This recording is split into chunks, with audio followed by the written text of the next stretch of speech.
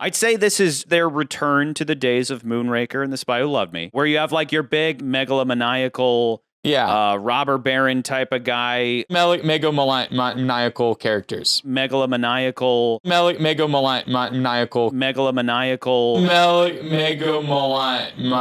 He's like Stromberg. He's very much like a Stromberg type character. Stromberg was just crazy. He was just crazy. Yeah. Hugo Drax thought he was saving humanity, not crazy. With this, I wanted one or the other. You really are quite insane.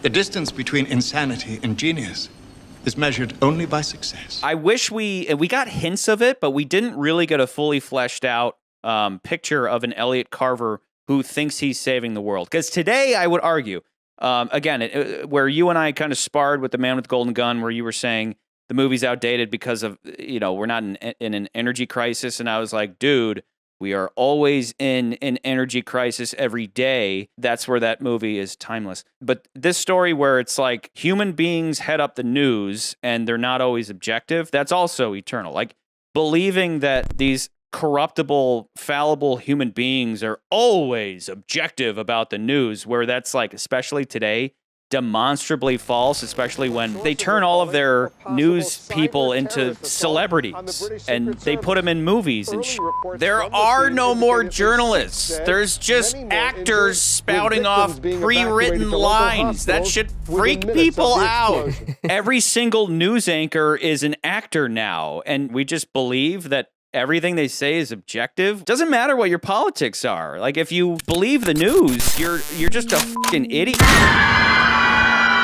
Oh, we're off the air. We're off the air.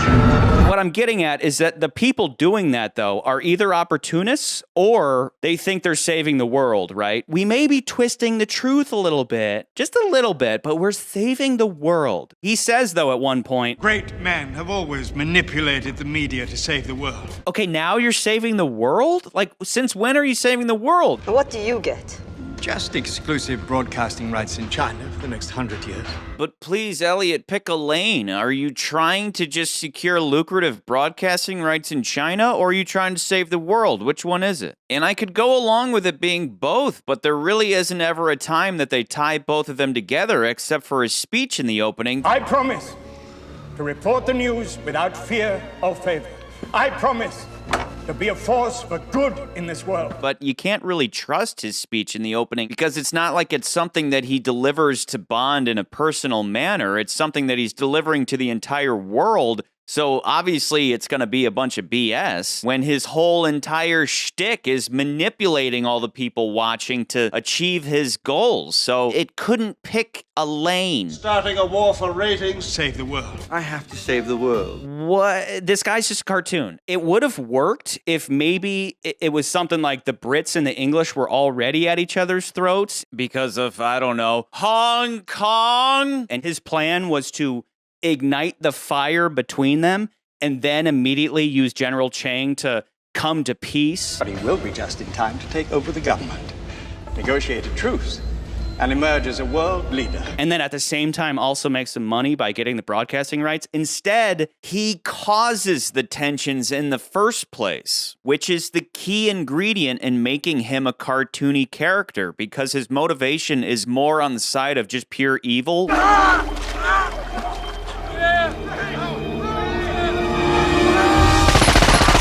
And my only problem with that is that it just seems so arbitrary. Why have the Chinese blocked him out? Can't he just pay them off? He just wants China. They're celebrating the launch of a new satellite because now he has the ability to reach every human being on the Earth. Except the Chinese, who've refused broadcast rights. But why? I think it's a very important why the Chinese have not given him broadcasting rights, because he's shown that he's a corrupt motherfucker and that he would be willing to say whatever they want him to say. So why? Why is China blocking him? It seems like they're a match made in heaven. Use it to make it a fake news! Outstanding. He already has money. He's got a ton of money. But it's like, I just want to be able to go on and just like, I turn on a camera and I'm worldwide. It's like not enough of a motivation. It needed that element of, I'm doing this not for me. You don't understand, Mr. Bond. The people of the Earth are sheep, and I am their shepherd. I must save humanity from itself. You really are quite insane. I'm saving the world. Because at one point he equates himself to God. And by midnight tonight, I'll have reached and influenced more people than anyone in the history of this planet, save God himself. So it's like, okay, we've got our little like megalomaniacal God complex here. Or as Bond puts it, he has an Oedipus complex. But it seems like it really is just an ego thing, which is less interesting than characterizing him in a way where you might actually be on his side. Again, like I said about Hugo Drax. Well, that's why, like, for me, his motivation was weak because I thought that was his only motivation was I want 100-year exclusive rights. He says that, right? Which, by the way, if you read his lips, he says 50, and they overdubbed it with 100. Yeah, and which 100 is better. But anyway, what I'm saying is that I would have preferred his character would have been more like Hugo Drax. Again, I love Hugo Drax because his whole thing is you can actually understand why he's doing what he's doing. He's not doing it just to be evil. I want to kill everybody. He's like, no, we're saving humanity. He thinks he's the good guy, and that's why he's interesting. Stromberg, just crazy. He just wants to fish. That's it. Elliot Carver could have been crazy, but he wasn't. Instead, he hints at the fact that he's making the world better in his initial speech. The power to illuminate the far corners of the globe, not for higher profits, but for higher understanding between the people of this great planet. He gives his Declaration of Principles, which is straight up a William Randolph Hearst thing. Declaration of Principles. My Declaration of Principles. Which then he later references William Randolph Hearst. Look at William Randolph Hearst, who told his photographers, you provide the pictures, I'll provide the war. I've just taken it one step further. Some people have speculated or outright saying that he started the Spanish-American War. Exactly. Put on your tinfoil hat. That's why I keep saying this is nothing new. 17 British sailors murdered. Well, this settles it. We sent in the fleet. That's why it's frustrating that this movie could have been smart, but is just not. Recently, we pulled out of a country, right? And everything went to shit, and the media freaked out. Well, because the media makes more money when we're in a state of war. Words are the new weapons. Satellites, the new artillery. Caesar had his legions. Napoleon had his armies. I have my divisions. TV, news, magazines. They make money when we're in a state of war. So that's why we pull out of a certain country. We pulled out of Station A, I'll say, and the media freaks out. No, we need to go back in. We need to blow everybody up because it's in the media's best interest for us to be at war. That's why this movie will always be relevant. But what I'm saying is that the character of Elliot Carver is kind of made to be a cartoon because he doesn't really have any depth other than like, I just have a big ego. But at the same time, he is this big cartoonish Charles Gray style bad guy who is fun. And that's where it all goes back to big dumb action movie. Yeah. So I'm like torn. It seems like they were trying to make a modern version of like a Blofeld or a Stromberg that doesn't 100% fit that profile, but it doesn't really matter because the movie's entertaining and the character's entertaining, so you just kind of forget about it.